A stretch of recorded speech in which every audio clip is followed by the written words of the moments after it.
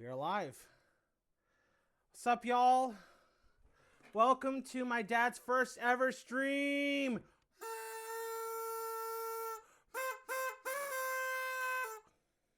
I just found this downstairs. Moving a little closer, Dad. You're so close. Yeah. Hey, Will. Oh, that's Epic Machine's Will. What up? Happy birthday, Dylan's awesome dad. Love the Rolling Stones hat. Thank you, dude. Thank you. I know we're working with one mic, but let me know if you can hear my dad. If I just say something. Say something.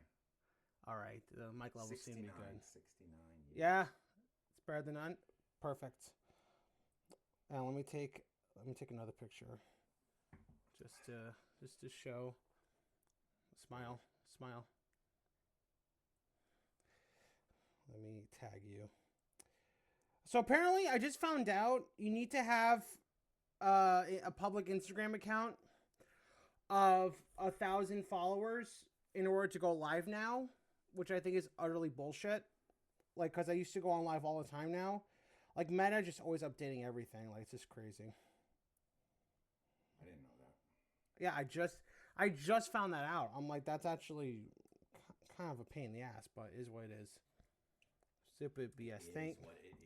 Thank you, Will. Appreciate. First of all, appreciate you stopping by. So it's gonna be a just chatting stream and such.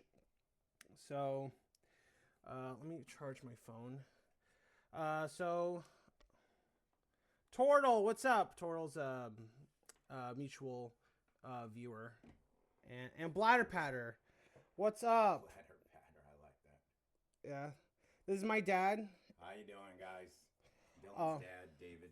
Yeah, and today is his birthday. Happy birthday. Thank you, Tortle. Appreciate it. He is 69 years old, this guy, which is insane. 69. I have to go soon, but I just want to join and say happy birthday to Daily Dad. Thank you, Bladder. I really appreciate you. That means a lot. Hope your night goes well. I know it's late for... I forgot to mention I got a job. Oh, Will, congrats, dude. Finally. Good job, Will. I know you've been in the job market for a minute and stuff, so I'm happy you got something. At the moment, I'm helping my mom out with Dylan's and Sherry's at the moment until I do my next show. Which is? Catch Me If You Can. I don't no, I don't want to give a location. I don't want to dox myself. It's in New York. It's in a upper New York area. That's all I'm gonna say. I don't want to dox myself. If I give a location, it's the whole thing. Just be careful what you reveal and stuff. But yeah, other people will show up throughout the stream and such. You want to introduce yourselves and everything? Sure. I'm David Daly. I'm Dylan's dad. Mm-hmm. And today is my birthday, as we've covered. 1957, when there were 1957 is crazy. Fins on the cars and badass guitars. Hell yeah. And what do you do? What do you like? Yeah, just tell us a little bit about yourself. I'm helping Sandy with Dylan and Sherry's, as many of you know right now. I'm retired as a... Maybe speak up a little bit louder. Yep. I'm retired as a mental health therapist, and I did that for 32 years, treating individual therapy clients outpatient. I specialize in addiction. And I love music. That's one of my big hobbies. I have a daughter, Dylan's sister, Sherry, who was also on the stream a couple of months ago. Yes, she did your stream. That's right. She had a great which was a lot of fun.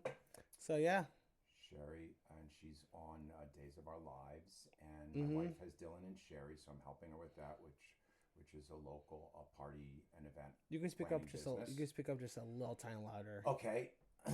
And it's Dylan Sherry's is a local event and party planning business that I'm helping her with, which we launched in October. And it's been going pretty well. Been doing very well. Did a couple events, parties, K-pop events. We have an anime event coming up. We have a Valentine's Day. Yeah, lot of cool things. Camp for kids, and we don't do really little kids. We don't do really old kids. It's kind of in the middle, kind of. Yeah, like growing up and stuff. Yeah, 5 to 14, 15, something. Do you guys have anything fun planned for today? We didn't really have nothing much. We were going to go out originally, but I think we decided Oh, Stephanie. Stephanie's there. Hi, Steph. Hey, Steph. It's been a while. I know. I know. My dad's on stream. It's his birthday today. I was Thank just you for the saying we happy were originally wishes. gonna go out to eat, but we decided just gonna stay home and just relax. We just went and got some takeout from Outback. Happy birthday. Thank you, Steph. Thank Appreciate you, it. Hope Stephanie. Appreciate hope it. school is going well. Hope classes and everything's going well. I know you've been very extremely busy teaching officially now. Very, very, very proud of you, babe. I'm glad. Hope all is well with you. Um, so we decided we're gonna stay home, and this is I wasn't really. I'm so freaking excited for Outback. About it. Oh yeah, we're gonna go all out. Trust me. Like you're gonna love it. It's like such good food. Watch, we'll take photos from tonight, right? Oh yeah, of the food. Oh Post yeah. some Oh yeah, photos for of the sure, for food. sure. So Yeah. I wasn't originally gonna stream tonight. I was gonna stream tomorrow. I might still stream tomorrow. But I was just thinking, I was like, do you want to like do a stream on your birthday and stuff? And we're like, why not? So this is kind of a last minute thing. We just decided earlier today, like on the spot. And so this is kind of what we're doing. We're doing this for like an hour or so, depending. And then after tonight, we're gonna eat something, and then we're gonna watch one of my dad's favorite movies, which is Easy Rider. from 1969. Um, and later in the stream, we're gonna do we're gonna like log into my dad's Letterboxd because he has a Letterboxd and he has used it, but he hasn't used it in like forever, and I want him to start using it more. And I'm gonna teach him the basics and all that later. But yeah. But thank you, Seth, for being here. Appreciate you as always, babe.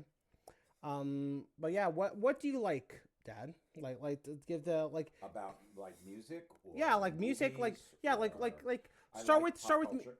Yeah, no, go ahead. I'll let you speak. Yeah, I like pop culture. I like, I was brought up with movies. I grew up in the New York area. So I went to movies a lot as a kid. I like Broadway shows. I like, yeah, Star Wars. I'm crazy about, stuff kids in the 70s, 60s, and 70s were into, Grateful Dead, Rolling Stones, Little Feat, New Rise of the Purple Sage, Commander Cody's Lost Planet Airmen. All those If you see this, this is like your mic levels, so might want to be like right back Speak here. up. I'm not used to. I know. Speaking loud, projecting. I don't. Use my outdoor voice. You sound like what do you sound like? You sound like Oogie Boogie. That's what you sound like. Boogie boogie. No, from Nightmare. I know Nightmare Before Christmas. That's what you sound like. But yeah, my dad. I mean, I talk about I have a good story about my birthday. Well, go ahead. All right. I was gonna say I talk about my dad a lot on my streams, and you guys know he's a big music guy and he loves music, classic rock, country, rock, blues, folk, jazz, even some classical, everything from like soundtrack. 50s, 60s, 70s, 80s, and so on. Like he's very into. Like, look, he's wearing a Stones hat and a Grateful Dead shirt, and that should tell you everything you need to know about him. And has a Beatles mug, so that tells you everything you need to know about him. Probably my three. Mm-hmm. So they're in my top 10, Dylan. Probably. Yeah. So go ahead. Yeah. Tell about birthday story. So I was born on February 9th. I'm gonna put this out as a question. See if any of you sharp-eyed streamers out there know what February 9th means in music and pop culture. And anybody, David, I need you to meet my aunt and uncle. They're huge Deadheads. Yes. Oh, you did tell me that they were big Deadheads, Steph. I remember that. Tell them I saw Bobby Weir in all his various, may he rest in peace, various assorted bands probably over 100 times, Stephanie. So Stephanie gave me a great Christmas present. She gave me the Mars Hotel. Yeah, and it was a pink neon. Pink neon, yeah, that was such a cool Sounds gift. great, Steph. Sounds really, really good. Searching for the sound. I saw. I was looking at Phil Lesh's book today. All right, so does anybody know what happened on February 9th about? Anyone want to take a wild guess? You know. I feel like I do, but I forgot. Oh my gosh. Is it? I'll give you a big hint. It's related to one of these three bands. I don't know. Who's Epic Machine? Will. Will. Okay. All right, so I'll tell you guys. On February 9th, 1964, my 7th birthday, the Beatles were on Ed Sullivan for the first time.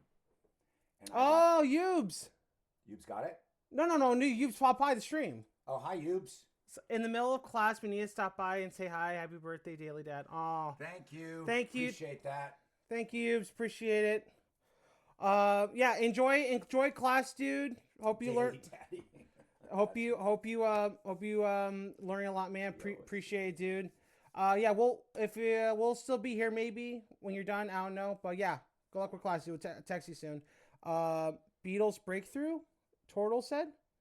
Is that what? Beatles breakthrough. Yeah, I mean, it was the first time. Nobody really knew who they were. And Ryan said it's I mean, the there was other some day. singles, Thanks, there was a little radio play, but that there were. I think I read there were 74 million people watching television that night. And for television in 1960, remember Ed Sullivan? Yeah, I don't know if you remember. Oh, you wouldn't remember because you guys are all a lot younger, of course. But it was a variety show, so it was live, and they would have comics and singers and spinning plates and dwarves juggling and all kinds of craziness, kind of like a three-ring circus. But he would have music.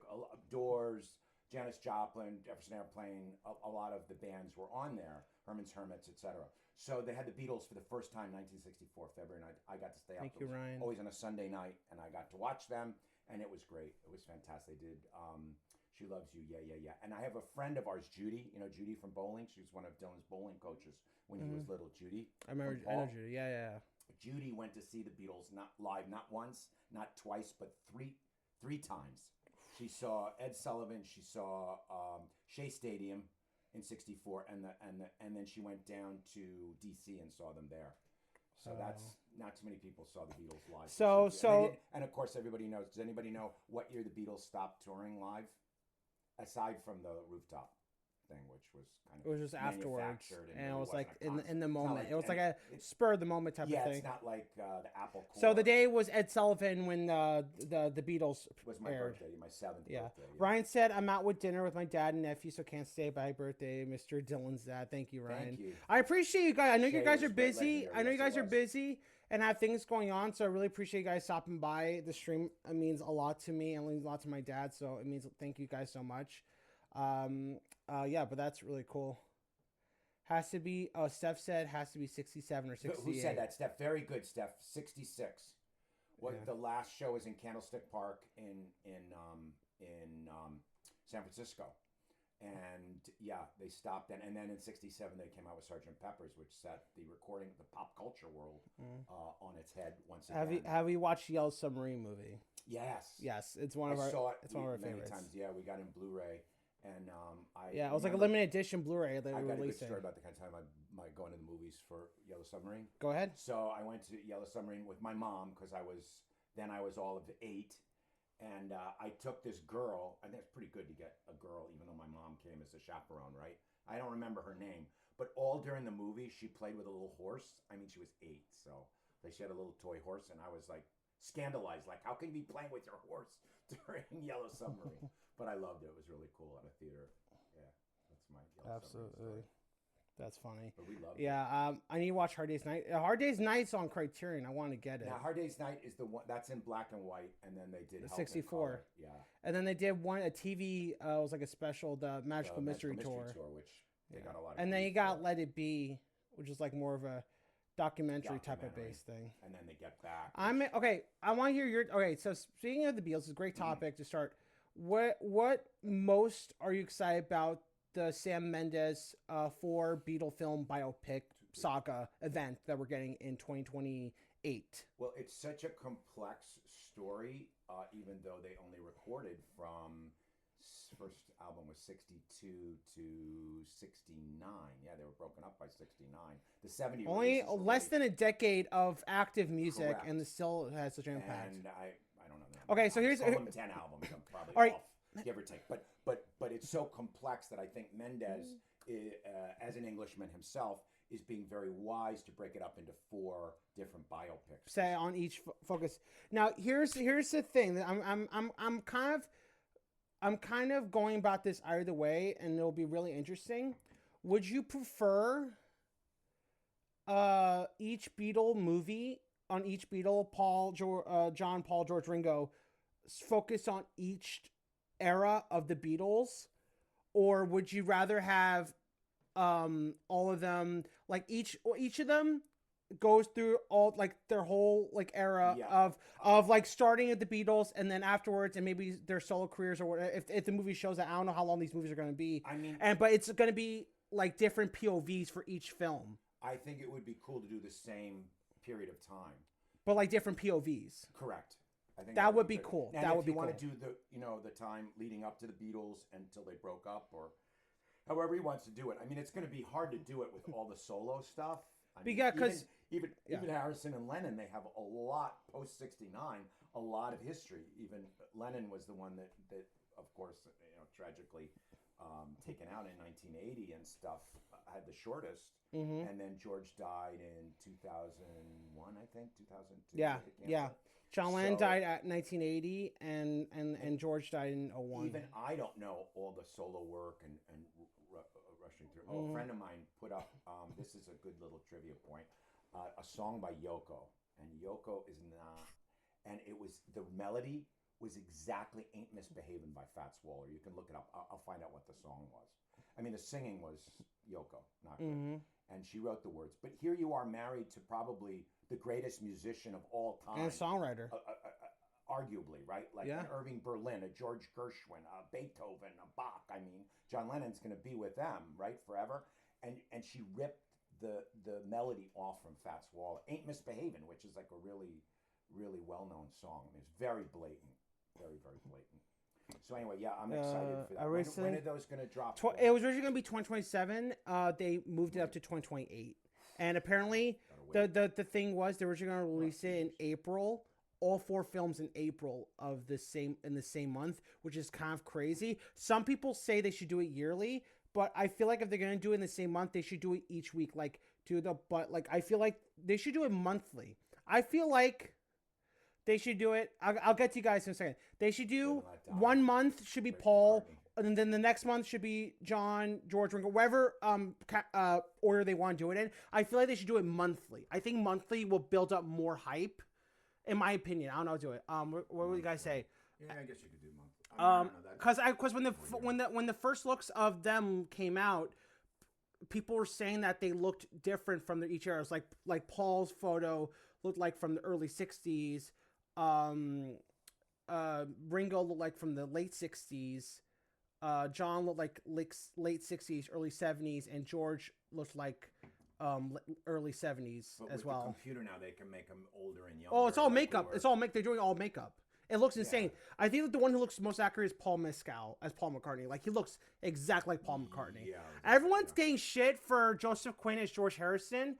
I'm just like, I love Joseph Quinn. I feel like it all depends on his performance. Right. I feel like his performance. Like, he could be really shit and look bad, but he could look bad but still put on a really convincing performance. I'll give you a good biopic if you like biopics. Nixon by Oliver Stone. I don't know if you've seen that. I've heard of it, yeah. And Anthony Hopkins, he looks nothing like Richard Nixon. Yeah. But he does a fantastic job, and the script is great. And it's basically him talking to the camera. It's not a big action movie. It's not a JFK or other Stone or what's the Platoon. It's not an action. But Oliver Stone has range. But if you know Nixon and that was an era that I knew about, and I can get into my connections with Nixon and stuff like that. My grandfather was a newspaper man down in D.C., so he knew him and stuff. And I have his book upstairs, autographed to my grandfather and stuff like that. Cool. That's cool. So we kind of, I knew a lot about him, and going through Watergate, as painful as that was, Hopkins, I think, did an excellent job. I highly recommend it. Nixon. And you could also pick. Was it Nixon and Frost, or was that a different one? Nixon and Frost? No, that's a different one. That's a different one. Okay, so it's just Nixon. Yeah. Gotcha. Oh, wait. Will said for long as I remember, my dad would play Live and Let Die. That's because it was his first Bond film.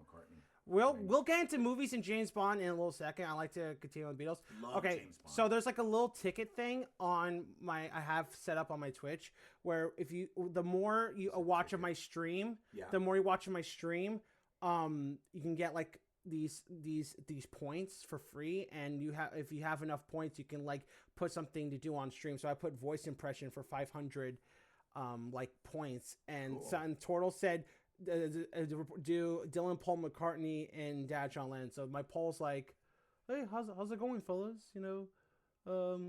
I'm Paul McCartney. I get by with the help of my friends. Do John Lennon. Can you do John Lennon impression? Balls! I'm gonna bring Wilco in anyway. You got the mattress here. He has like a higher tone. He's like John Lennon's like, of course, you know, like like I think Paul Rudd when he in Dewey Walk Hard, the Dewey Cox story with John C. Reilly. Yeah. Because there's scene I only see scene. I need to see this movie still, but it was a funny scene where he was a real guy, you know, Dewey Cox. Really? No. Okay, I was about to say because it's a fictional biopic. Spot on, Paul. Oh my God. Okay, thank you, Turtle. Appreciate that. But there's a scene because it's like a music, it's like a parody or meta satire on music of the music biopic era of cinema at the time. And Jack White played Elvis and stuff. But there's a scene where they go to India or something because the Beatles went to India. Yes. And they had the cameos had. Paul Rudd as John Lennon, Jack Black as Paul McCartney, Jason Schwartzman as Ringo Starr, and Justin Long as George Harrison. And their impressions are so. I think John Lennon, Paul Rudd as John Lennon is the funniest. It's like it's just Jack Black doing a British accent, even though he looks nothing like Paul, but he sells it. But Paul Rudd as John Lennon sells it. My favorite part, he goes, "Great record, great record." It's like he sounds just like John. It's so fucking funny. Liverpudlian accent. Right? Yeah, Liverpool. Yeah. I was looking away from the stream for a second. I got confused. Those impressions were great. Thank you, Bladder. I appreciate that. Bladder, that's the best name. So yeah, my dad's big into Beatles. He loves list some bands just without going off on a tangent on each one. Just list bands you love, artists or bands or groups you love in music. Like just name them. I put together a playlist today. I was playing for Dylan, and I'll tell you the theme of it. I had King Crimson on there, Steely Dan, 10,000 Maniacs, big Natalie Merchant fan, Grateful Dead, of course, and Doobie Brothers. So those are kind of my wheelhouse. I like California. I like singer-songwriters. I like 60s. I like Carole King. I like Zeppelin, of course. The Who I'm crazy about. I'm big into the Woodstock stuff. I love English blues, Chicago blues. Yeah. You love Grateful Dead. You love New Riders. What about any solo artists? Crosby, Stills, Nash and Young. Well, James Taylor, Bonnie Raitt, Steely Dan, Donald Fagen. Yes, Turtle. King Gizzard and those are the King guys. Gizzard and the Lizard Wizard is my favorite. They're really good. Oh, you heard of them? Oh, of course. Yeah. They release. You know what I like about them, Bladder? They release a lot of live albums, and they're a new band. I give them major props because that takes major cojones. One Absolutely. of the new bands I love is Eggy. I urge you to, if you like Steely Dan and that kind of stuff, they're very good and they do cool stuff live. They're kind of, I don't want to say fish crossed with the Grateful Dead, but they're not. Just listen to them. Their last album. Will said, when I watched The West Wing, James Taylor made a quick cameo. Oh, that's so cool. That's actually pretty sick. I need to watch West Wing. Touring. That's with Martin Sheen, right, as president? Paul Simon. I heard that's a great show. Paul Simon's touring this summer, and so is Taylor. So I'd like to catch them. Did you tell? I don't know. Can I tell a story about I've seen all these guys live? And Rob Lowe, yeah, great cast. I've never seen any of the Beatles live. Never even seen Ringo. Can I tell you a story about when we saw Bob Dylan at the?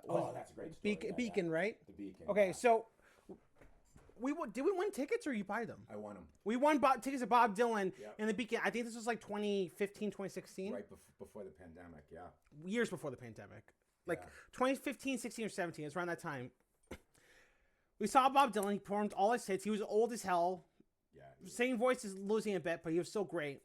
And we were sitting in the bottom level of the theaters, the Beacon. So it's like not in the orchestra. We were like, in the orchestra. Well, in the back, I mean. Yeah, but in the back of the theater, in the orchestra area. And when we're getting there, there's so many people getting their seats. I see someone from a distance, and I go to my dad. I'm like, Dad, that dude over there kind of looks like Ringo Starr. And like I say what I said. What did you say? Oh no, Dylan, and I'm famous for doing this. It shows I have a lot of. What did you say? What did you say? I said, no, Dylan, it couldn't possibly. Yeah. Then the next day, what did we read? that Joe Walsh and Ringo Starr, who are brothers-in-law, They married the same two sisters, the Bach sisters. And what band was at the show? They were there, and they're that we went to. Yeah. So when I spotted Ringo Starr, thinking like that dude looks like him, that was actually him. I saw him from a distance. And what band was Joe Walsh in to people? Was he in band or solo? Yeah, he was in James Gang and then in the Eagles. There you go. Still is in the Eagles. Yeah. So I thought that was it was finally great to say. It was finally good to see the person of my I was named after. So I can say I saw Joe Walsh and Ringo Starr. I just didn't see them play. True. A technicality. Why don't you tell? I don't know if you. I mean, I think you told me this, but why don't you tell people why you chose the name Dylan besides Bob? Like why Bob Dylan? Why not? I think why not Jerry or frickin' Robert or Hall, Jimmy? Robert Hall, Daly. Robert Plant. Like why the name Dylan? Like why besides Bob Dylan? Why him specifically? Well, I think our name is Daly, so we have the Irish part, Celtic. Dylan Thomas was from Wales. I have the Scottish, English, Irish thing going on. So as part of that tradition. And he wrote the poem "Don't Go Gentle Into That Good Night." Correct. Rage Against the Dying Light. As people may know, that's where Bob Dylan's real name is Robert Zimmerman. He's from. If you didn't know that, fun fact, Minnesota. That's Bob Dylan's real name. Yeah. And so. And so he chose Dylan, the name Dylan. Last name. Dylan Thomas. Yep, as in last name Bob Dylan, right? From Dylan Thomas. And I don't know. He used to hang out at a place in New York City called the White Horse Tavern that's very famous. And I believe Dylan Thomas. I don't think Dylan actually ran into Dylan Thomas, but Dylan Thomas used to go there and write. So he was very. He wrote about all these people that he writes about: Rimbaud, the French poet, and Yeats, and all these people. He was very. So I liked Bob Dylan. And one time I was in Fortunoff, and Dylan was little, and Sandy and I were shopping, and Dylan was running around. So that's my son Dylan, and he goes, "Oh, did you name your son Dylan after the character in 90210?" And I was like, "What?" Luke Perry's character, I believe. Rest in peace. Yeah, no disrespect to Luke, no disrespect to 90s sitcoms, but no. Yeah. So that's why I named Dylan. So cool insights. I feel like to wrap up our music, because I want to get into film, which is a topic that you are kind of known for. To be honest, I think a lot of music taste I got from my dad and my mom, but I also got a lot of my film taste from my dad as well. Like because you guys bought movies for me that you would show me, that you guys watched when you were younger in theaters, and so much nostalgic, and I am honored. So before we get into movies, you brought some. He brought some vinyls, LPs, records, whatever you want to call it, to share with us. So, the camera's in this area, so okay, yeah, it's not a mirror thing, so it's not like. Should I take it out of my cases and show it? If you want, yeah, plastic? Yeah, if you want. So up close and personal. These are. I have a channel called DooDahDave57. Yes, that's another thing. I'm gonna plug you in. Thank you. If you guys want Instagram, his Instagram. If you guys want to follow him, it's DooDahDave57.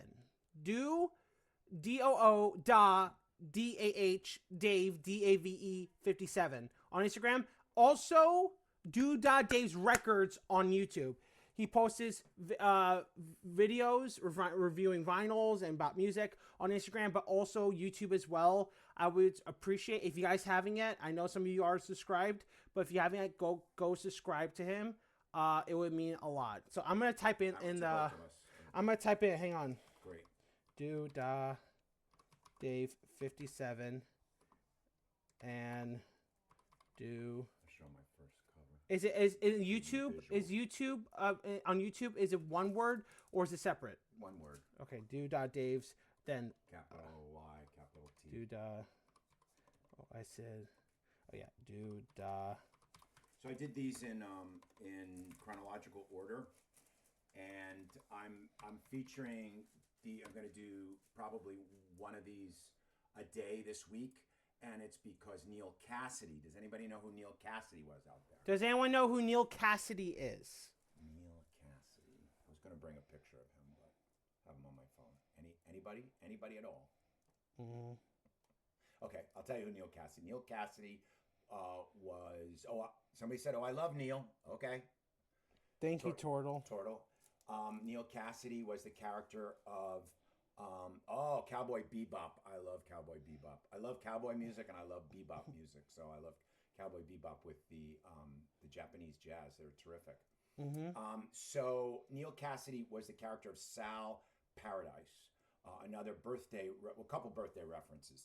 On the Road, which was the most famous book by Jack Kerouac, came out in 1957, the year I was born.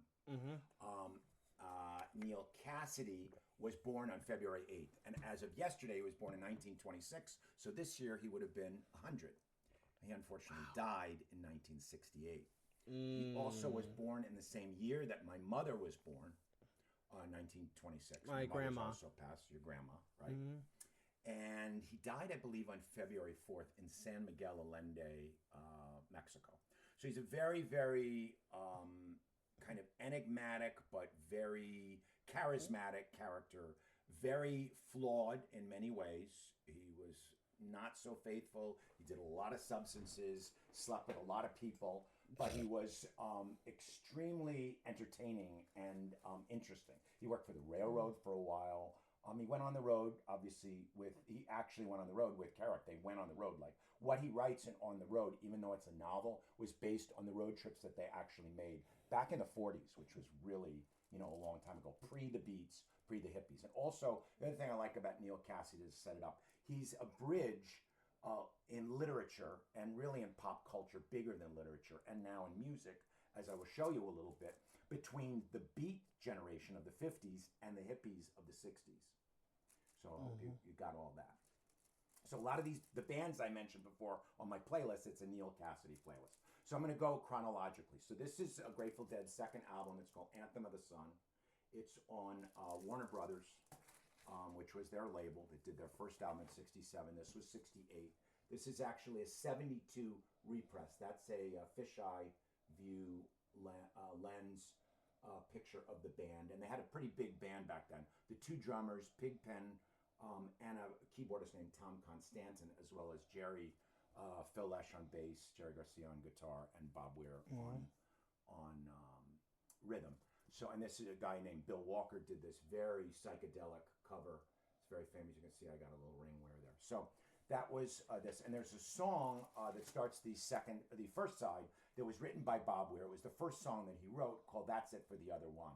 The other one in the song, there was Cowboy Neil at the wheel on a bus to Never Neverland.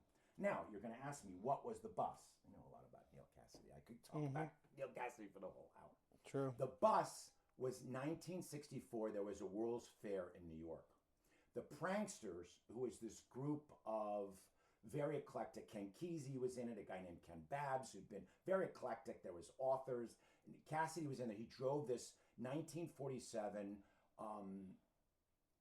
International Harvester school bus, day glow painted, and they were taking acid. Now, let me tell you, 1964, LSD, if you didn't know, was legal in the United States. Also, I can get into whole sub MK Ultra. I won't get into my MK Ultra thing. Oh yeah. But the Central Intelligence Agency and the U.S. government was cornering the market on LSD at that time. Anyway, so they took this bus from they were Californians. Obviously, the Grateful Dead, were all based in and grew up in the San Francisco Bay Area. And they drove this bus driven by Neil Cassidy. He was the driver to the World's Fair in 64. And there's some movies of it. They're home movies. They're not great quality. But that was the bus. So it's Cowboy Neil at the wheel on a bus to Never Ever Land. So that's in this song. So that song is on this. There's a whole suite. And the other noteworthy thing about this album, it was their second album talking about King Gizzard. And it was partially live and partially studio. Yeah, show more like the camera's right more. Yeah, there you go. That way? And show the back. Let's see that. So down more, lower down, so they see. You want me Yeah. to go across Grateful the Dead. band members? No, they got. Yeah, They got a the good guy view. with long hair is Phil Lesh, and you you can probably pick out Jerry. That's one of the drummers, Billy Kreutzmann with the red jacket. Pigpen's on the other side. I see Mickey's got the other wool hat. And, Beautiful one. Thank you, there's Turtle. Bobby. So, and so you can see some of the shows. They were from Hollywood. That was the studio stuff. Yeah. So it's listed if you see the back of the album, the studio cuts, and then live cuts from the Shrine Exposition in L.A. Mostly, and this is from '67, and then Live Eureka '68, Seattle, Portland, San Francisco, Lake Tahoe, San Francisco. So it's very, and it goes. It's not like one cut studio and one cuts like the albums now. Sometimes they do a whole studio side or they do a whole live side. It's all melded in. It's all you can't tell one from the other. It's. I listened to the whole album today, so I'm up on it. So that was the first Neil Cassidy. Yeah. Well, so like just go through the records and stuff. Okay. So second record is so that was '68, right? But it was a '72 press originally. This is 1971. We go to 1971. A little bit more. There you go. I didn't pull it out of plastic. Careful. These are all on the green. I didn't show the vinyl for the other one, but it was Wish I could stay longer, but I have to go. Have a good rest of the stream, guys. Once again, happy birthday. Thank you, Bladder Patter. Thanks, Bladder Patter. Appreciate it. This is a cool cover. That's American Beauty, right? No, Skull and Roses. Skull and Roses, my bad. This was the '71 version of the band, so they were stripped down quite a bit. Just a 5-man band. No Mickey. Mickey had left in '70. His dad ripped off a lot of money from the band, and there we go. And what else do I want to say about this? So this has the other. You see, side 2 is the other one. So that was the same song, but a 1971 version. Most of this was done from Winterland, Fillmore East, and the Hammerstein Ballroom on 34th Street from '71. Very, very good album. I highly recommend this. It's one of my favorite, if not my favorite, Grateful Dead album. And it's on, I'll show you the Greenie, as we call them in Vinyl Land. This was from '71. Where is it, Dylan? It's a double album, too. These are the... Pay no attention to the New York Public Library's pressing. I actually got this from a friend of mine, so I did not take it out of the library and not return it. It wasn't me. You see it has the little Skull and Roses Bertha on there. There we go. Okay. So that's that. So that's, they're really both live versions of it, but I thought I would give you a '68 version and a '71 version. Next, we have, I'm going to put this behind your garbage can so they don't fall down. All good. Next, we have Steely Dan. Any Steely Dan fans in here? Somebody Probably. Donald Fagen. We have Can't Buy a Thrill. This was their debut album. Now, I'm going to tell you another connection to Grateful Dead Land and Neil Cassidy, besides the song I'm picking out. There's a couple of connections. So, does anybody know the name Steely Dan, what it's from? Do you know, Dylan? I do not know. So it's a book by a guy named William Burroughs, who was a very famous outlaw literature guy, hung out with Ginsberg, who was tight with Dylan. We were talking about Bob Dylan. And he had a book called Naked Lunch. And in the book, Naked Lunch, there was I want to say this delicately, a device for intimacy. How about that? You can read between the lines. And it was called the Steely Dan. So that's how they got that. Can't Buy a Thrill.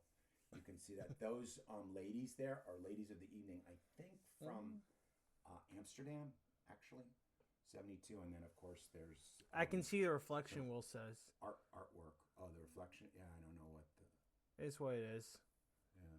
Looks cool. That's the one that has... it has Dirty Work and Really in the Years. Correct. And what other hits Here's the that they're known band. for. That was your second album, right? Or first? No, first album. Fagen, the first album, right? Yeah, Denny first album. Diaz, Walter Becker's over there. Skunk Baxter. And the drummer, I believe, was Jim Hodder. And the vocalist on this, for most of the cuts, Fagen sang a couple of cuts, but a large percentage of them were sung by a guy named David Palmer that dropped out after this album. So why this song? There's this song, the first song is called Do It Again.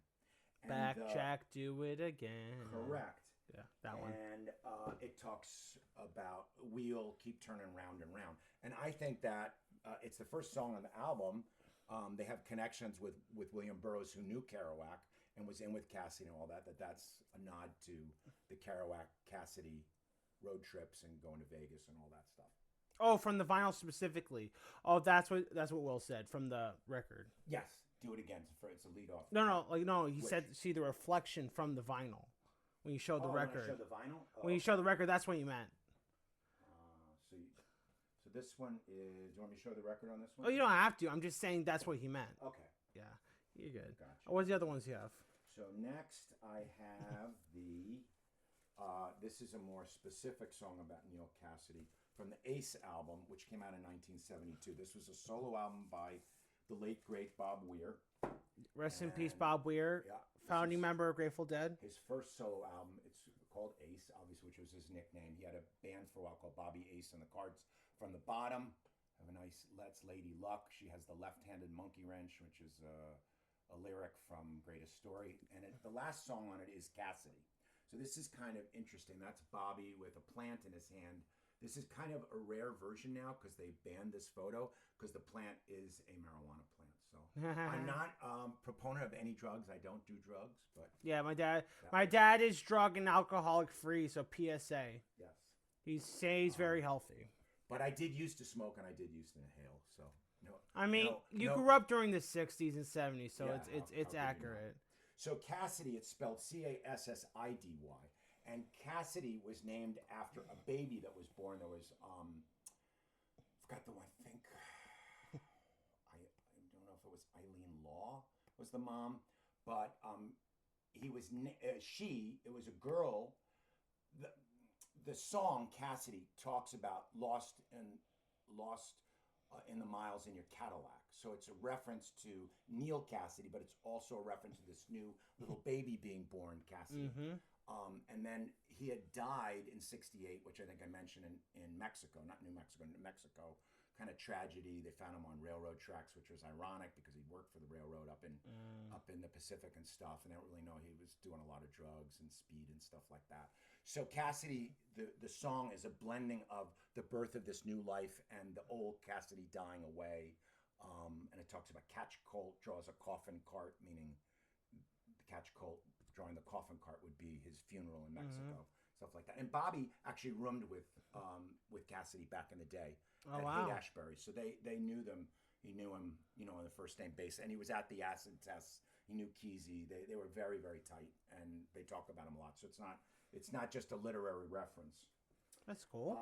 And then the last one is just a live version. I highly recommend this. This is one of my favorite versions. This is an album called Reckoning. This was their 15th anniversary.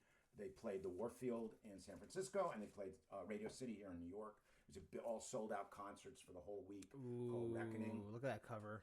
Really cool cover, and a picture of the band. I believe that was at the Warfield, but that's the setup that they have. And the cool thing about these concerts is they did an acoustic set and an electric set, which they tend to do every 10 years or so, at least record them. So they really hadn't done a bona fide acoustic set since 1970. So that was before my time. So it was very, very exciting. And there's a acoustic Cassidy on here that really jams and is great. So I highly recommend it. It's on the last, third side. That's really cool. By the way, and that's Neil Cassidy in a nutshell. Awesome. If you need more information about Neil Cassidy, or you have questions or stuff to contribute, please, follow. Yeah, let me know. I'll share my dad's Insta. Again, DooDahDave57 on Insta and DooDahDave's Records on YouTube. I pinned it temporarily. Also, if you're enjoying the stream, anyone new here, drop a follow. I do games. I do Just Chatting streams like this. I plan to do more collab streams with close friends. I'm trying to plan that and schedule that. And because I only did with my sister, and that was a lot of fun. Now I'm doing it with my dad. So, yeah. Can I show a quick picture of him? Of who? Neil Cassidy. Oh yeah, go ahead. This is the one that came up. Will that come out? Should, right? Did we cast him in Grateful Dead? Yes, we did. Okay. Who? Let me. I'll lower the brightness. Okay. Because camera sensitivity, all that. Hang on. I haven't printed it out. It's okay. All that good stuff. It's okay. But this was him in I believe 1967, the year before he died. There we go. That's Neil Cassidy. He has a book, an autobiography called The Holy Goof, which is Mm-hmm. it's a little hard to read, but it's good. Grew up in Denver, so a really interesting character. Yeah. So thank you for sharing that. Controversial. You're welcome. Appreciate it. It's 15 minutes. You want to go a little longer? Sure. All right, let's go a little longer. Yeah. Yeah, we're gonna talk about movies. A little Yeah, bit. we're gonna talk about movies. So yeah, so next thing we're gonna talk about. So my dad gave me his whole music spiel. And if you want to watch more of his music spiel, give him a follow on Instagram and YouTube. It's pinned in the chat. So movies. So the one thing you guys all know I love, and I get a lot of that knowledge and exposure to film and cinema as a whole from this man right here. So what do you like about movies? Let's talk about your relationship with movies. Because I know mine. I want to know yours. Well, movies when I was growing up in the 60s were really an event. They were very groundbreaking. There was a lot of stuff going on in the 60s and 70s in cinema. It was being taken seriously as an art. I mean, now you have Criterion, you have A24, you have Letterboxd and all these things, physical media and studios, Golden Globes and Oscars. Where film is IMAX. treated and with a lot more respect than it was back then. Back then, it was the pictures. You went to the pictures. You paid your quarter. I mean, I'm going back to the 30s. It was entertainment for the masses, right? It was kind of, a middle class pursuit, and it was kind of blown off. I think that started to change in the 50s. You had people like Fellini. You had Federico Fellini, the great Italian director. You had people like Ingrid Bergman in Scandinavia. It was happening all over the world. You had Alfred Hitchcock in England. And in the United States, you had people like Billy Wilder, for instance. It would pick a couple. And correct me. Went back to the 40s, and they were, maybe you could start with 39, because 39. I don't know if you guys know that. Did you know that the same guy? Actually, Dylan told me this.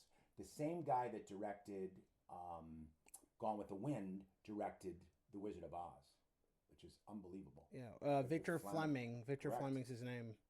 Which are considered two of the greatest motion pictures ever made. It's up there. And then you had Citizen Kane with 41 Wells, and he was very controversial. People didn't like it when he did the Mars thing, the War of the Worlds thing. Yeah. He was with the Mercury Theater. He was a theater actor. There was a big division between, you're on the stage and on your movies. Well, let me tell you something. You watch movies from the 1960s and 70s with the Meryl Streeps and the Kevin Klines and the Robin Williams and the there's another actress of that era. I mean, so many of them. What's the one from Bonnie and Clyde? Warren Beatty?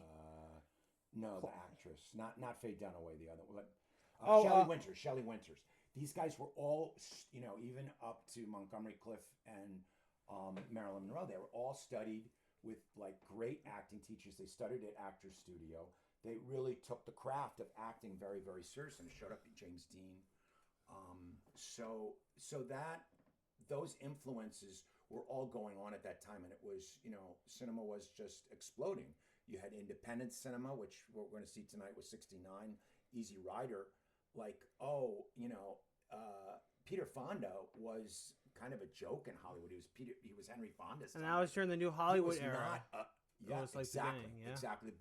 Right, going up into Once Upon a Time in Hollywood. And you can see at that time where movies were, right, and actors. That was, that the John Waynes and the Gary Coopers and the personalities, the studio system, all that was starting to change and go into art. And then you had the Spielbergs and all that. So I grew up with all of that. I was exposed to that. And I guess my parents and my grandparents, loved cinema. They took me to the movies a lot. I went to see 2001 in the movies. I mean, Dylan's always asking me, did you see that in the theaters, Dad? Yeah, I did. Star Wars, that was the thing to do. You had TV and you had that. You didn't have any internet. So I got exposed to a lot of these great films, even like Clint Eastwood with Dirty Harry, but then he went on to become a great director, which they talk about also in Once Upon a Time in Hollywood. The beginning of science fiction. Think about it. There was science fiction. There was no science fiction. There was, the Creature from the Black Lagoon, like we were talking about, and all the 50s thing. B Roger movies. Corman, yeah. B movies, exactly, Dylan. Correct. There was no Ed Wood. All those movies. Yes, that era, there wasn't a lot of that, and horror didn't really exist. So a lot of things that we take that are genres, world cinema, people didn't really go see. I mean, they started in the '60s to see when the French New Wave cinema French came New in, Wave, yeah. and the German we talked about, that was more in the '80s. Francois Truffaut and all that, yeah. Truffaut and Fassbinder and who's the guy that did? Was it Fassbinder that did The City with Angels? Wim Wenders. Yeah, and did Paris, Texas. So he crossed over. We were working with Sam Shepard. That couldn't be more. And he had Sam Shepard. So you had a lot of people from theater. Sam Shepard, was a theater actor. Was doing plays in the '60s and '70s. He wrote a play for Patti Smith. If you guys know Patti Smith, that did "Because the Night Belongs to Lovers," the Springsteen song. And Easter was her big album. She's a big punk person.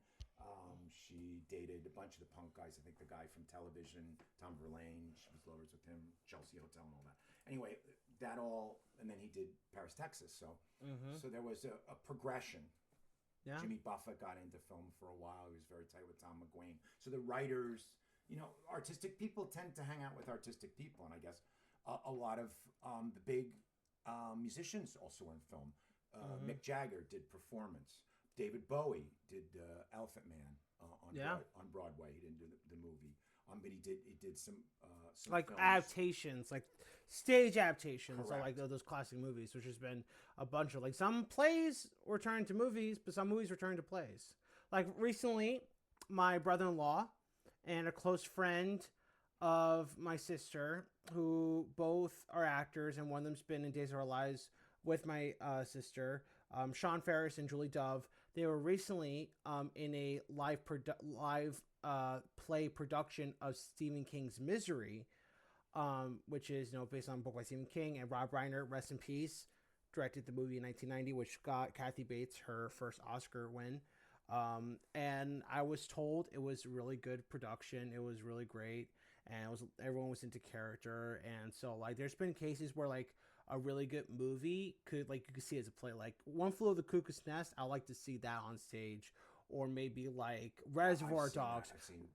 Reservoir Dogs is like, if it's like anything that's like easy, like in one, like a movie with like minimal locations, or like is basically set in one location, and it's just dialogue, like nothing too much going on. It could be a play theoretically. Yeah.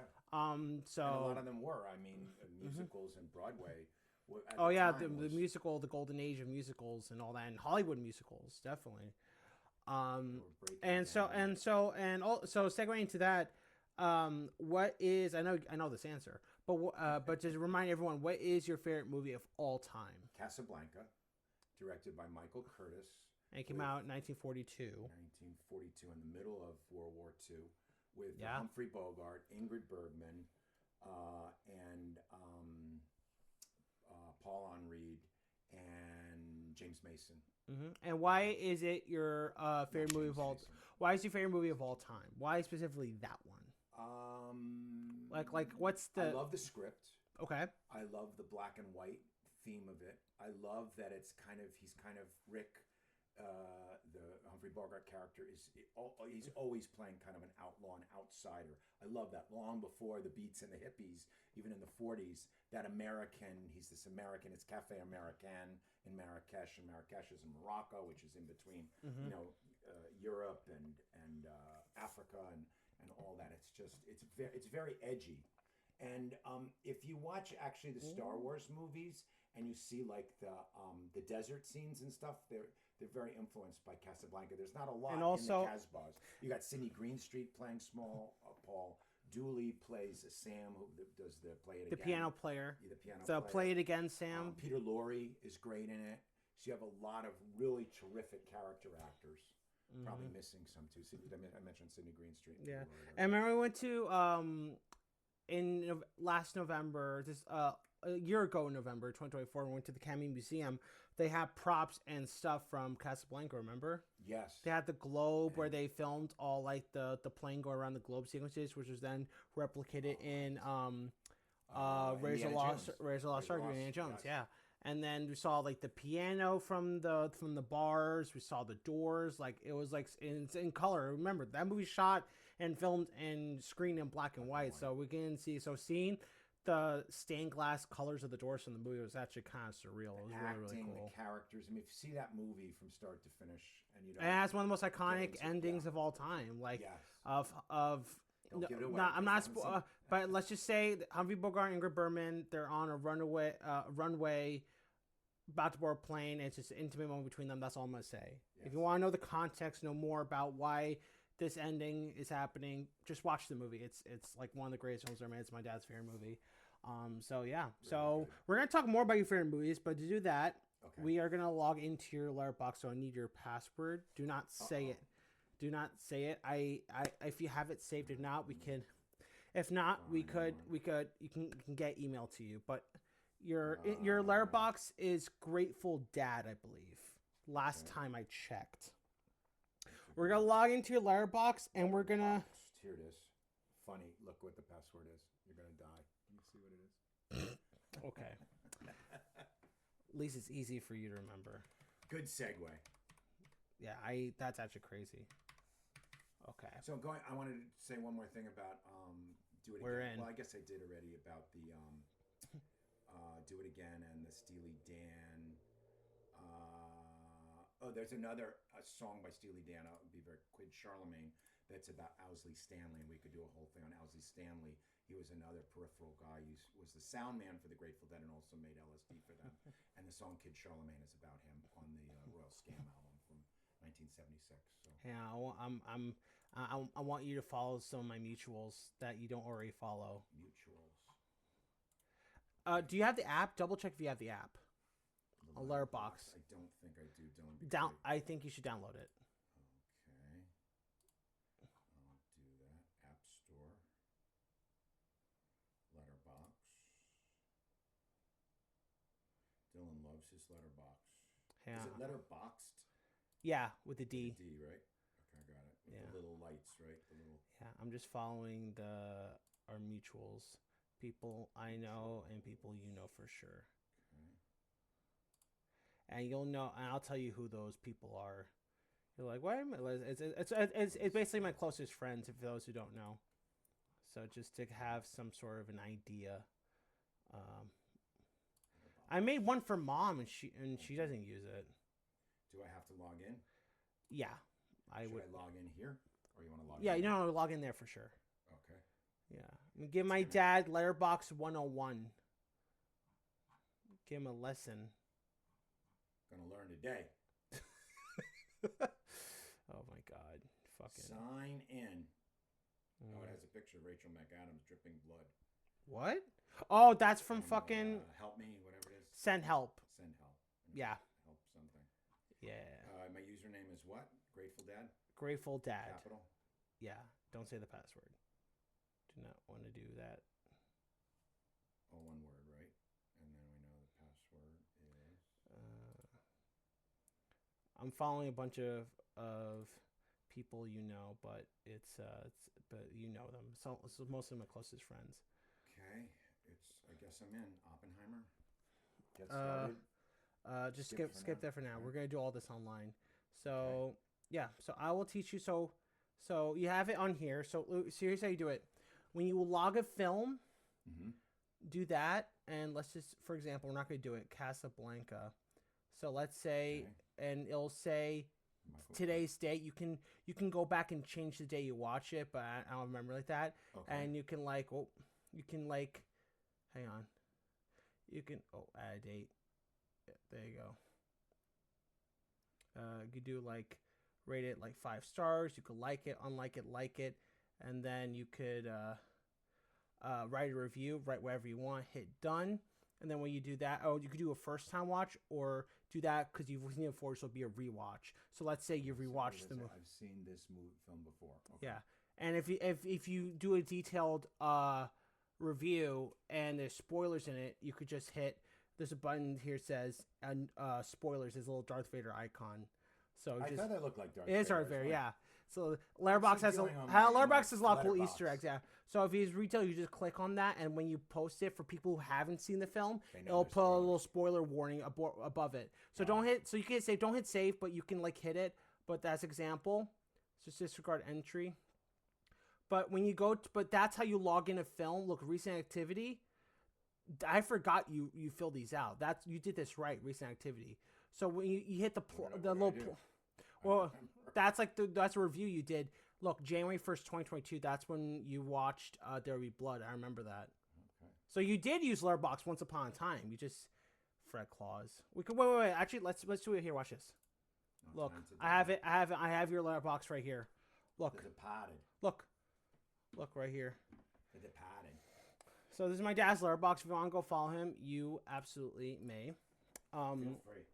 So if you click on a film, and you could do this on like if you hit the little dots, you could like watch rate it, and it'll just put in your on your profile that you just watched that film, but it won't show up in your diary.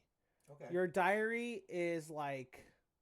Do all your friends that are watching us today, your gamers, they all have Letterboxd accounts? Most of them, yeah. Most of them. Cool. So your diary, so this is your diary. I know Steph does. Yeah. Majority.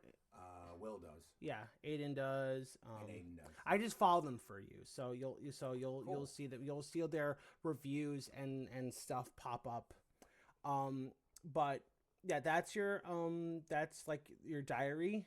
But if you want to know what films you've watched, you can just go to films. And these are like films that you've watched and love and stuff that you just rated 5, but you haven't logged in. So I'll teach you after we watch Easy Rider. Put every film that you've ever watched in, or you just put the films that I mean, if you have the time, I usually put every film I watch. What would I rate this film? If you want to put a review, you may. I usually put reviews when I just watch it. If I watch it, I don't like. If I remember a certain day where I watched a specific movie, I could just log it into my diary and put the day I watched it and stuff. But if you just rewatch it, you can just put rewatch. That's what I usually do. How many movies do you have in yours? I currently have. I'm gonna guess 700. You're close. See, I know my boy. Hang on, let me. Oh, I just got 1 second. Sometime we could do this for Discogs if your folks are interested. Ask them if they're interested. Discogs is like physical media diary log for music, basically. Yeah, you can put movies in there too. I have all my music movies in my Discogs. I have some to log. I don't think Purple Rain is in there or Live in Pompeii. Any Pink Floyd fans out there? I'm pretty sure there's a bunch. Most likely. Sorry, just got a weird message. How many films? I have about 600. There you go. And so you log everything you watch, pretty much. There's certain films I have watched that I haven't logged in, but the majority of movies I know and love, I have. Do you log in TV shows? Or like there's some not TV shows. There's not really TV shows on Letterboxd. Like if there's like a episode long, feature length episode, or like some like specials or TV movies, not studio. It's like a TV movie type of thing. They usually have that, but they don't really have TV shows. They talked about having TV shows. But like the Cliff Booth will be. That'll be a movie, yeah. So I currently have 654 films, and I have 18 this year. 18 entries, 18 films I've watched this year so far, new or old. So what we're gonna do, this is your current 4 favorites films that show up in your profile. You have Casablanca, Goodfellas, producers in 2001. Do you want to change this? Do you want to take a film out or add a new film, or you want to stick to the 4 you have? You can. What's the criteria for favorite films? Can I add Gone with the Wind? Yeah, like movies that say this is your favorite movies, that you love this movie. A movie that says this is who I am. Well, not literally, but like this is what it means to you. Like a movie that has impacted you so much. Yes, I say Gone with the Wind. So you want so which ones? Do they have to be ranked to certain things? No, not really. No, it'd just be like, let's just name like your 4 favorite movies of all time. So wait. Oh, just 4? Does it have to be 4? It has to be 4. Oh, I didn't know that. No, sorry. So like, I thought it could be 10. Oh no! It has to be 4. Like because it shows up on your profile. So do you want to keep these movies, or you keep Casablanca? I keep 2001, and I'd probably put Gone with the Wind and It's a Wonderful Life.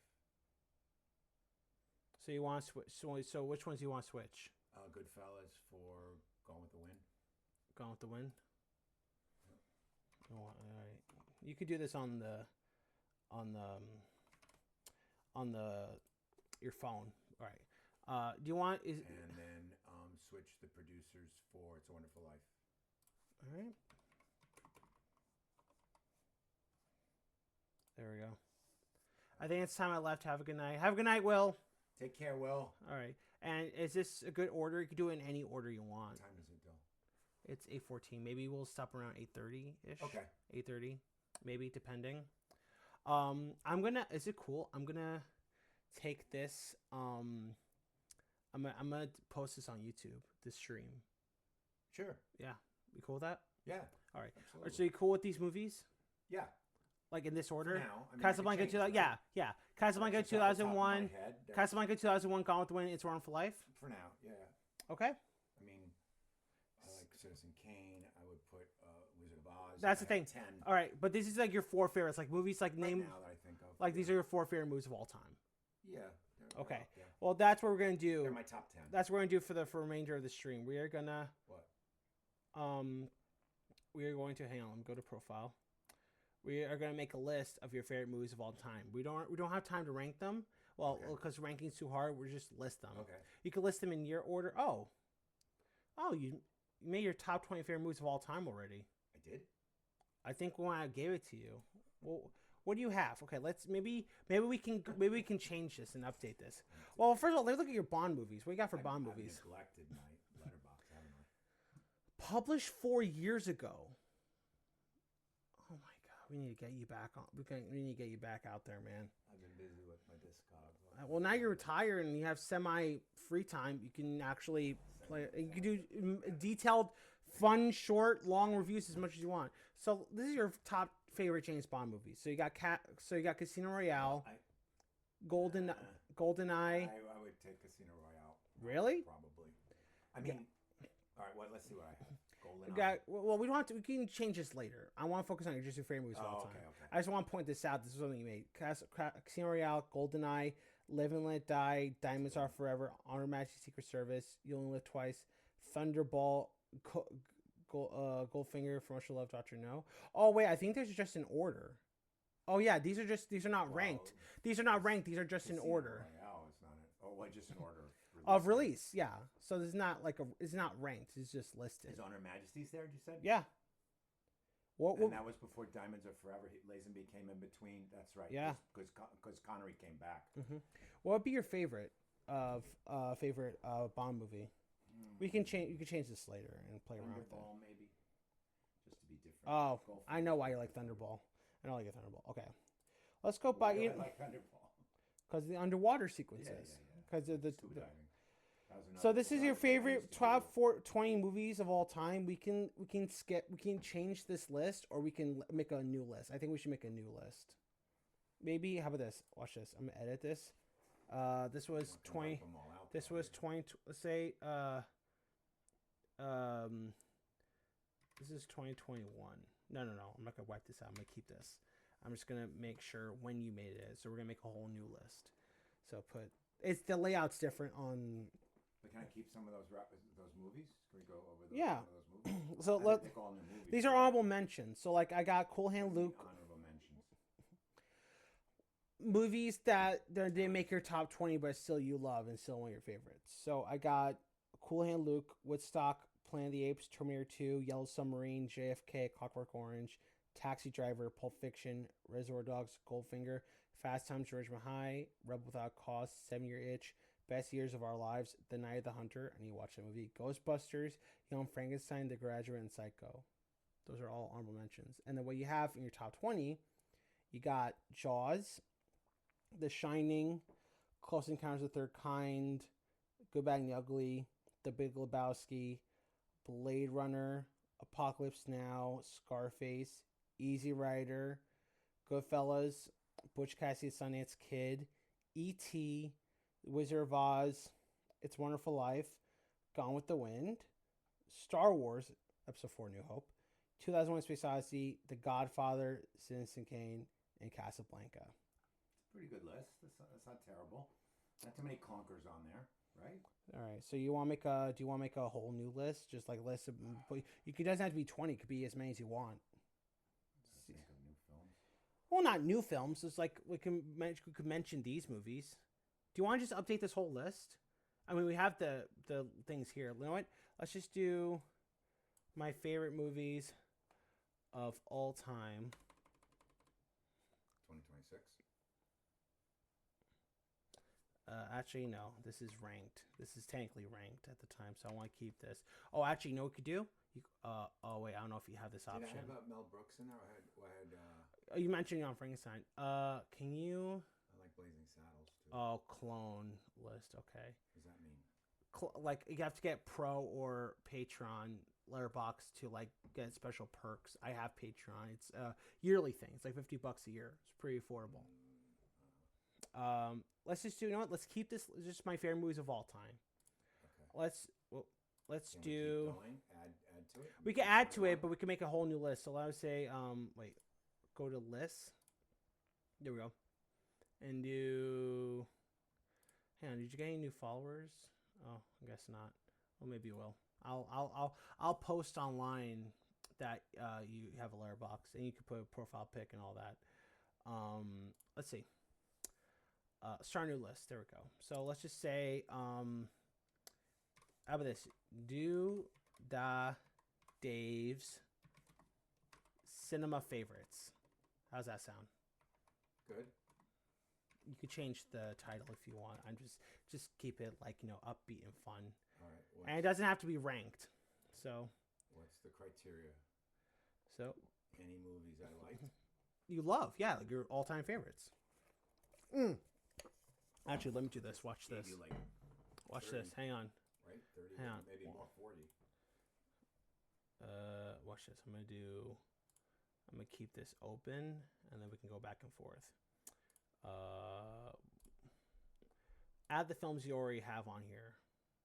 So let's do Casablanca. You put Citizen Kane. Okay. Then you got Godfather Part 1. 2001. I believe Star Wars. Then Gone with the Wind. You can change. We can rank these later. We're just naming them. We can sort them. Look, you can sort them by film name, release date. When you do it from the app, though, you can only do it by the order of the list. You can rank it. And you can move these around. Yeah. Oh. Okay. And you can do it the same on there. But like when you do it on desktop, you can have all these different options. But when you do it on mobile, it can only do like A to Z or however you choose to rank them, or how popular the movie is on the site. So, but if you want to do release date, you have to go on a desktop or like something like this on the site. You could do it on a laptop, yeah. That's good to know. What about an iPad? Yeah, probably. It's a Wonderful Life. I have a couple of these in my favorites. And also you can rank these movies. I'm assuming all these movies are like 5-star movies to you. Like they're like 10 out of 10. Yeah. Most of them. We can play around with it after stream. Yeah. It's a Wonderful Life. Wizard of Oz. I'd probably add. When do I get to add new ones? Okay, I want new one right now. How about Dirty Harry? Ooh, that's a good one. And how about, let's see, my favorite. Hang on, I'm gonna keep adding the other ones we have in there. And I mentioned. I'm gonna have the ones you already listed a while ago. Did I put Psycho? You put it in mention, right? Yeah, we can put it on there. Let's put Psycho. Alfred Hitchcock. Good. We only have one Kubrick movie, right? 2001. There's Shining in there. Eyes Wide Shut. Oh yeah, absolutely. And actually, Clockwork Orange. I'd say those are probably his 3 best movies, right? What about Shining? We can put Shining in there. Shining. And 2001. Yeah. I have 2001. What else you got? Goodfellas, Easy Rider. Those are good. Any other Scorsese's? What about The Departed? We could put Departed in there. And Casino. Casino. I was gonna say, yeah. I still need to watch Raging Bull. I haven't seen it in a long time. Departed. What did I say? Oh, Scarface. Apoc. Oh, you gotta put the correct. What do we just get on Criterion? We got Midnight Cowboy. We got Paris, Texas. Midnight Cowboy. Yeah, Paris, Texas. Yeah. Oh, for sure. That's pretty cool. And what else did we watch from that group? Let's see. You also got Barry. Barry Lyndon. Would you put that in your all-time favorites? Yeah, I guess so. It's okay. You could put as many as you want from a. You could put as many as you want from a specific director. Yeah, it's not. There's not. You're not limited. Like you're not. Metal Jacket too. If I'm all right. Then I'll put Full Metal Jacket. Might as well. What else? Oh, Blade Runner. Yeah, Blade Runner I mentioned. Oh, can we put Alien?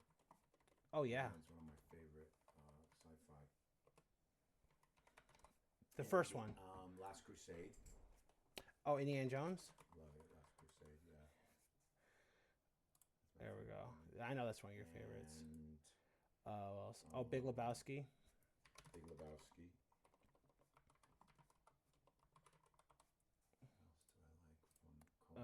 Good, Bad, and Ugly.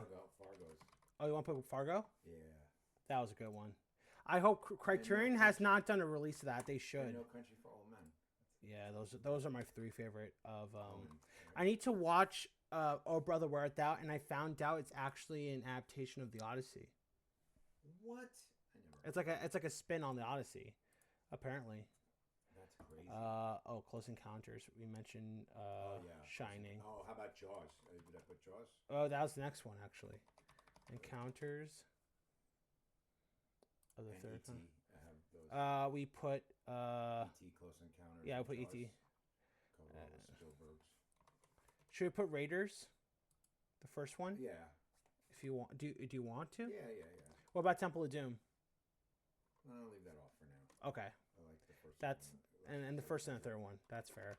It's some people love Temple of Doom. Some people think it's like the weakest one in the. If I added another Star Wars, I would probably put Empire Strikes Back. Okay. You don't want to put Return of the Jedi. You don't like Return of the Jedi. A lot of people people despise Return of the Jedi, even though I think those people are wrong. I don't despise them. Well, you don't have to put it on there if you don't want to. I'm not saying you have to. I'm just saying it's people give it too much shit just because it's not as dark or different than and not as perfect as Empire. But that's just people's opinion. Cool Hand Luke. Oh yeah. I like my. What else? Woodstock. Woodstock counts. It does. Should we put? Last Waltz? Yeah, let's do Last Waltz. And Monterey Pop. Yeah, Last Waltz. Yeah, do all the concert ones. And there's a really good one that's as well known, Festival Express.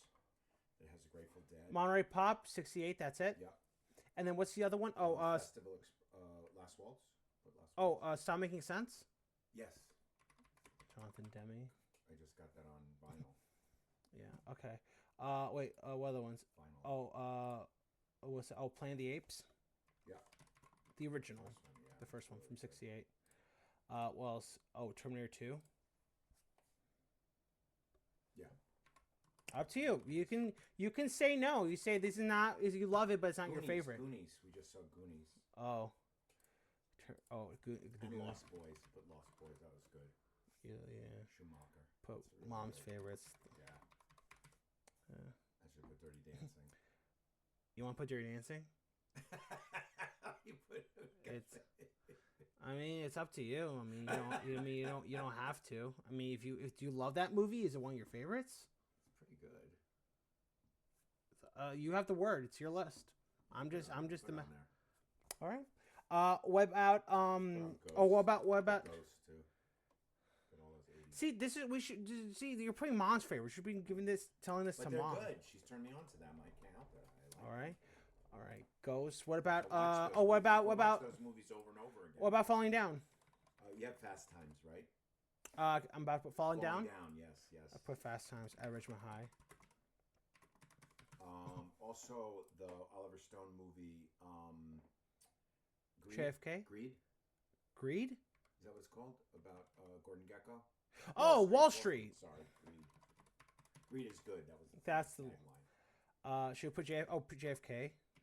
Yes, that's one of Costner's best. Wait, which one did you put? Yellow Submarine. Got to put Yellow Submarine. Yeah, I put all the Beatles movies. Yellow Submarine, All of them? Hard Day's Night. Well, I don't. It has to be like your favorites. Like you love these movies so much. Like when you hear the movie, when someone mentions the movie, you're like, oh, like you just like feel so excited and shit. What other Beatles movie do I like? Besides? There's Help. There's Let It Be. There's Magical Mystery Tour. Magical Mystery Tour is not. I don't know. I think Yellow Submarine's the best one. Oh, Pulp Fiction. Pulp Fiction, we gotta do it. And Reservoir Dogs. Got no Reservoir Dogs down there? I'm about to. You know, I love my Reservoir Dogs. And there we go. what's the From Dusk Till Dawn? That's Oh, my yeah. favorite. Like Cheech Marin. He plays like 3 characters in that movie. Harvey Keitel. Goldfinger. Goldfinger, yeah. And Dr. No, and put the first 3, Dr. No, and For Much With Love. That's that through Thunderball. That's a pretty And classic one. and Thunderball. Then what was the one after that? You Only Live Twice? Yeah. It's good, but I don't think it's quite as strong as the first. Okay. The first 4. Yeah. First 4. I mean, I would take it on a desert island. We put Fast. Oh, Rebel Without Cause. Yes, definitely. Without. Okay. You could actually put Giant. Oh, and, East of Eden. East of Eden. All his movies. James Dean and Misfits. That's a great Marilyn Monroe. We haven't done the Marilyn Monroe. There's Misfits. It's should be John Huston. Is that it? Yeah. Okay. Great You can movie. click on these movies when we make the list. Cliff. Wait, 7 Year Itch. Yes. Should we also And put Some Like It Hot. Yeah, Some Like It Hot. That's my favorite one. It's fantastic. What we mentioned that we didn't put? Oh, Best Years of Our Lives. That's great, Billy Wilder, because the guy that did Some Like It Hot directed that too. Oh, he's credited as William Wyler. Is that it? Oh, William Wyler. I thought it was Billy Wilder. Well, now you know the confusion. That's like Peter Weir and whatever. Oh, The Night of the Hunter. I want to get that on Criterion. I heard people say that's one of the best movies ever made. That was Charles Lyon's only movie. I want you to put in What? some Tennessee Williams. Streetcar Named Desire. Streetcar, and the one with Liz Taylor and. Who's your favorite Ava Virginia Gardner. Woolf? Wait, Ava Gardner. It's down in Mexico. It's at Puerto Vallarta. Remember we went to Puerto Vallarta and we saw Night of the Iguana. We saw the iguanas. The night the iguana. Is it night the night or just Night night? of the Iguana. Yep. Oh, Night of the Iguana. That's it, right? John Huston. Yep. Another John Huston. I'm a big John Huston. Oh, Humphrey Bogart, African Queen, and Key Largo. Q. How you spell? Key Largo. K-E-Y. K-E-Y. K-E-Y. Yep. It's in Florida. Key Largo. It's one of the Florida Keys. L-A-R-G-Y. And what else? Key Largo and To Have and To Have Not. To have and to have. So yeah. After we make as many as we can like end the stream and we can eat our food and watch Easy Rider. African Queen. Yeah.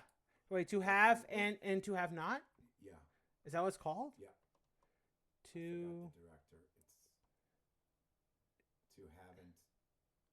Is it ampersand maybe? No. Or is it? To Have and To Have Not. It's not showing up. Let me look it up. Yeah. It's Humphrey Bogart. Oh, Young Frankenstein. Yeah. And Blazing Saddles. And Blazing Saddles. Yeah. And producers. Those are my 3 favorite. Mel Brooks. And Blazing Saddles. Inquisition. Oh, that's this year. We're part 1. which I like, but it's not the greatest. Oh, Oh, The Graduate yes. and Ghostbusters. Yes. And You Animal- could rank Ani- these Animal House. Oh, Animal House. You could Even rank though it's these. not- the Animal You could House rank isn't these the if you greatest, want to but- rank like 4.5 stars or 4 stars or 3.5 stars or 3 Brothers. stars. Oh yeah. Oh yeah. We can. Yeah, that's one of your. Oh, that's one of your favorites. Oh yeah. Can't leave out Jake and Elwood. And then you said They're going back to Humphrey Bogart. wait no, you To said Have and Graduate, Have Not. Ghostbusters. What was the other one? You said another one. Graduate. Uh, Mike Nichols. you said Animal House. Animal House. That was it. I think that's Harold. Oh, John To Landis. Have- Oh no, it's John Landis. To have. Maybe it's called something else. I don't know. I honestly don't know. Here it is. To have and have not. Oh, that's what it is. 49.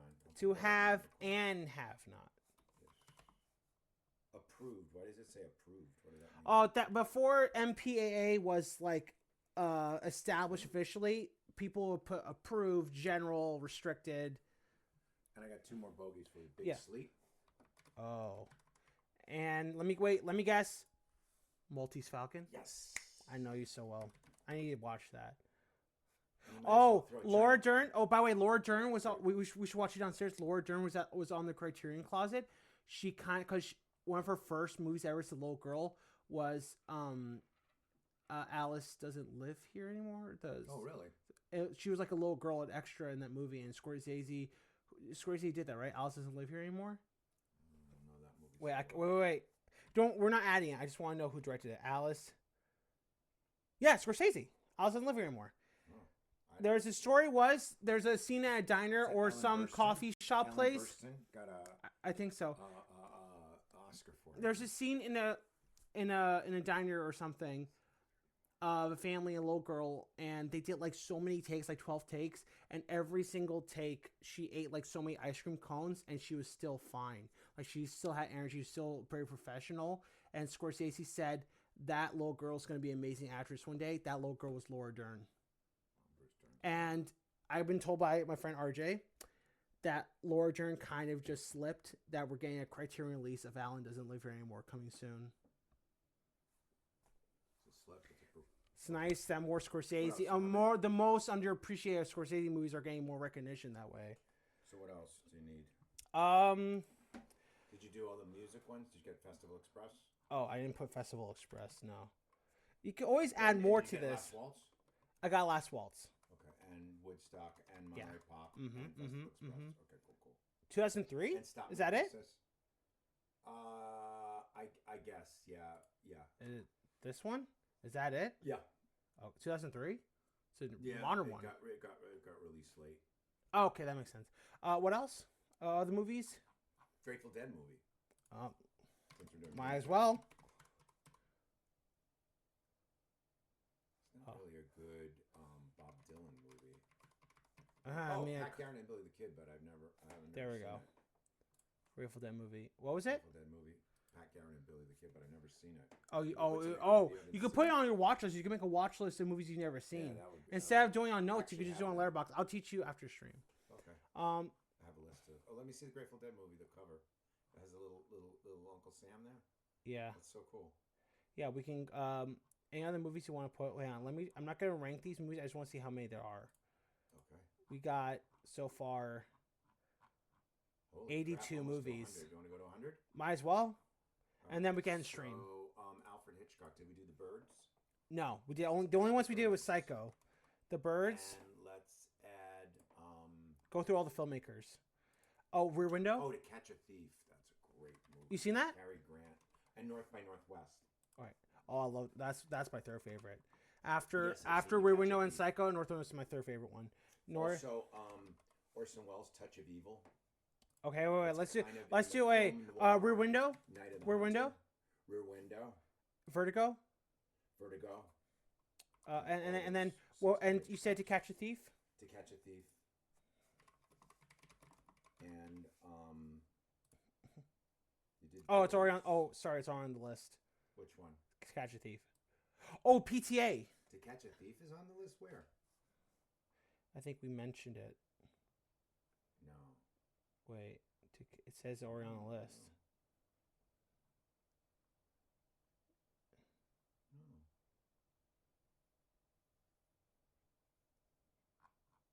You lied. Oh, yeah, we just mentioned it. Yeah, it was the first ones we mentioned. Oh, no. Okay. What? West and Rear Window. Yeah, Vertigo. There's one other Hitchcock, isn't there? The Man Who Knew Too Much? No. No, not one of my favorites. What about any Paul Thomas? There's one other called, I think it's called, it's either Suspicion or Notorious. Look both, because it'll tell us what actor's in it, doesn't it? To just tell us the director. Oh. 46, Hitchcock, that's it. What? You've seen that? Notorious? Hitchcock. I have to look. There's Notorious and there's Suspicion. They're both Hitchcock. And one is about this psychiatrist. It's really, really good. Okay. You want me to look? If you don't mind. It's 8:40. We're really gonna go up to 100 and we're gonna wrap it up. 1941, Cary Grant. No, so it's Notorious. I think. Wait. Let me see. Shy heiress marries a German. Yeah, it's Notorious. Is Notorious? Did you look up Notorious? Yeah. Is it, Hitchcock. Hitchcock? Yeah. Is that it? Yes. Okay. Wait. No. There's another one. He has a lot of movies. I don't know the name of it. I'd have to look under Hitchcock's movies. What else? Help me with stuff. Oh, is it? Suspicion. Wait, can you go see all? How many movies did Alfred? Oh, what about Fellini's? Are there any Fellini's? We didn't put any. Wait, what about I liked put Notorious or no? Roma. I'm gonna take it off for now. You can add it later. I have to look for it. Suspicion. What about PTA? Any PTA movies you want to put? There Will Be Blood. There Will Be Blood. Okay. Magnolia. My man. And Boogie Nights or The Master. Wait. Mm-hmm. The Master. Oh, it's okay. The Master. Boogie Nights. No. Okay. Don't want to put everyone. It's okay. Punch Drunk Love. No. One Battle. Spellbound. I think this. Let's do Spellbound. It's Spellbound. Spellbound. 1945. Listen to a psychiatrist protects the identity of an amnesia patient accused of murder while attempting to recover his memory. Interesting. Ingrid Bergman and Gregory Peck. It's great. Great. All right, let me Touch of Evil. Did you put Touch of Evil?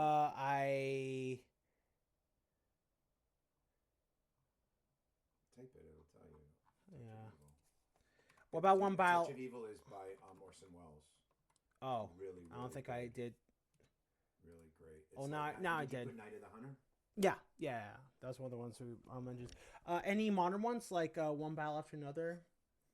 You like that one, but it's not your favorite, right? Any recent movies of the last decade? I know there's all classic movies. Let's do some modern ones. What about the 99 School of 99? Being John. Well, you need to rewatch Being John Malkovich.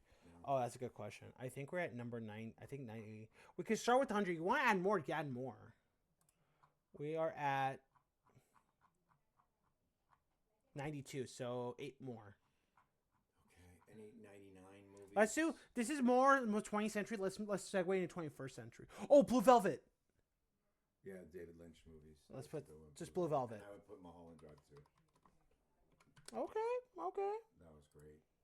It's such a good fucking when I watch it the second time, I got so much appreciation. I got the movie now. It's incredible. It's so good. Okay. Some of these have to age like good wine, right? Yeah. Okay. Actually, let me look up like best 21st century movies. Best 20. How about The Exorcist? You want to play Exorcist? Yeah. All right. I mean, it's one of my favorites, but it's a classic. Let's go through. How about Stephen King's Carrie? Brian De Palma. What's the one with the car? Christine. Oh, Christine. You want to put Christine? Yeah. All right. Carrie. Oh, Blowout. De Palma. Yeah. Blowout. Scarface. Scarface is already in there. Okay. Blowout. Let me look at best. This is a recent list. Best movies of the 21st century. I know Rolling Stone's like Winter's Bone. Oh, this is a movie I always want to see. City of God. I heard that movie's incredible. Yeah. Mommy talks about it a lot. Hurt Locker. That's good, but I wouldn't put it in my. Keep going. Certified Cop. I was trying to look at movies we know. What are these from? Oh, Fantastic Fox is on there. That's a decent surprise. I haven't done any of his. Wes Anderson. Oppenheimer. Oh, Nolan. Any Nolan movies? I would put what's the Interstellar? Interstellar. Okay. Dark Knight. The Dark Knight. It's okay if we go over 100. Again, it could be as many as you want. Memento. Dark Knight, no. Prestige. We need to watch the Prestige actually. I like Prestige. Inception. Inception. Yeah. Inception. Yeah, that trio is. That's considered like his best ones. Yeah. What about what's it called? Alien. What about the one you just saw, the remake, but the original with the Tears in the Rain, Blade Power. Oh, we put Blade Runner in there. We did? Yeah, in the beginning. Any Hereditary? Nah. You know, like Predator, Light of Fire, White Ribbon. Best. What about Harvey? You could put Harvey. Yeah, I love Jimmy. James Stewart. Yeah. We have And I haven't seen in a long time, but Philadelphia Story is really good. Really Philadelphia. But you've seen it. Philadelphia Story, yeah, a long time ago. Philadelphia Story. There we go.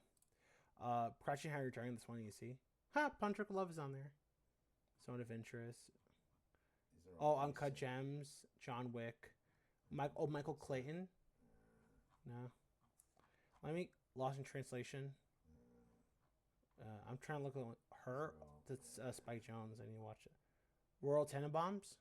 I like that. Of all of his movies, I think that's one of my favorite. I love Gene Hackman. He's so good. Can I put yeah. The one where he plays the cop with Roy Scheider? Oh, French Connection. French Connection, yeah. Oh, Bullet. And how about Bullet and the Al Pacino, Carlito's Way. Pacino's no. Heat. No, where he plays the cop, Serpico and Dog Day Afternoon. Those are amazing performances. Oh, Network. You want to put that? Network, yep. I want. That's one of the ones. The ones and, next. Redford, the flight. 3 Days of the Condor. 3 Days of the Condor. The next Criterion and Sale. Falcon and the Snowman. That's really okay. good. Another good spy movies. All right. How many are out now? Hang on. Next Criterion Sale. I'm gonna get. These are all. I put a lot of stuff. No. It's fine. Criterion Sale. I'm gonna get Network. I'm gonna get Network. What? Falcon Snowman was 80s. It was. Is it an 80s movie? Say 85. Yeah. Yeah. No, you're good. You're good. We're currently at. What about Whiplash? No. What, Lord of the Rings? No. Not as good as. Let me just see how many we're at. I think I leave Harry Potter off too. 111. I think we're good. You good for now? Yeah. All right. I'm gonna save this. I'm gonna save it. Okay. You can change it and sort it. I'll teach you how to do it on. And I gotta start doing reviews. No, you don't have to start doing reviews. You don't have to. I say you do reviews after you watch the actual movie, when you rewatch it at home. Oh, that's cool. It comes out with the things, all the posters. Yeah, and then you can awesome. and you can click like for example, click on Dark Knight, and you could if you don't want to log it, you could just watch. You've watched the movie. You like the movie and rate it like how many stars. Does it say based on what your list you might be interested in? Sometimes look, it tells you how many of Christopher Nolan. Wait, Activity from Friends. Oh wait, did everyone follow you back? Oh, I think people follow. Do people follow you back already? Man, they're fast. Look, it shows you how many people. This is the general rating of all these reviews on like people. 1,932,000 people gave it 5 stars. Meanwhile, people like 2,000 gave it 1 star. So like it depends. So this is the general rating, and if you click on it, 4.5 is the average. And look, reviews from friends, people that follow you, but popular reviews are good. Like this is the most liked review, so you can like the most liked review for Dark Knight. Movie, what does it say? If you don't like this movie, I don't like you. Oh gosh. It's not to be taken seriously. The best superhero movie ever made. Period. The best what superhero movie? That's up there. I mean, another person said the other person said for the Dark Knight, the 5 seconds of Cillian Murphy's appearance and the greater sign. So like it's all. He has a small part though, doesn't he, Cillian Murphy? In that one, yeah. He's the only villain to appear in all 3 Dark Knight movies. He's the main times Batman Begins. He appears in the beginning of Dark Knight and appears in one scene Dark Knight Rises. Can we add Superman? Richard Donner. Yeah. Look, you could edit. It's easier to add films. Really actually, watch this. Watch this. Wait, watch this. Instead of going to the list, look up the movie, Superman. My client just wished me happy birthday. Oh, that was nice. Look.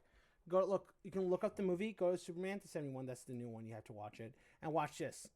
You can just go to there and same thing. If the 3 dots are in the corner on your phone when you open the movie, it'll just go add a list, and then that DooDahDave57 favorites, and then just add it, and it's already on there.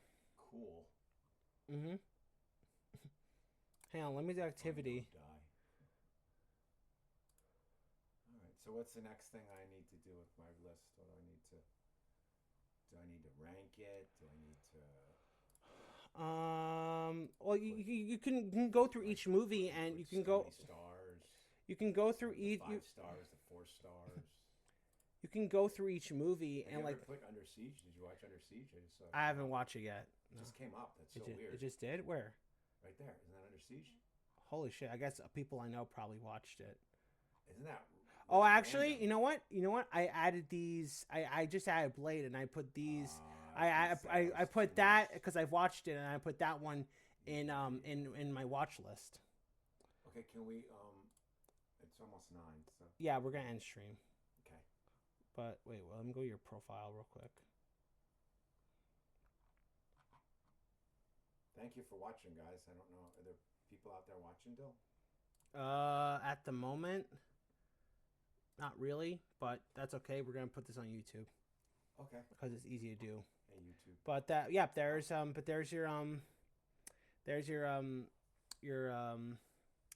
oh, you can add. You want to add a profile pic? Not right now. All right, I'm gonna promote your thing though. Let's go eat dinner. Yeah. Okay. Let's end this now. Hang on. Let me. Thank you very much, Dylan. I appreciate it. No, of course. I want to do something fun. I want to put a stream in. Let me sign out. You can always add more movies and stuff. So sign in. Let me put in mine. There we go. 1 second. George Clooney is trying to fill your password. That's a joke. I think it's a Ocean's movie. That's what I'm thinking. Swordfish was a good movie, but I wouldn't put it on there. Swordfish? Yeah, but I wouldn't put it on. Oh yeah, I'm not saying that. It's my favorite, but it is what it is. Okay. Is that a wrap? I think that's a wrap.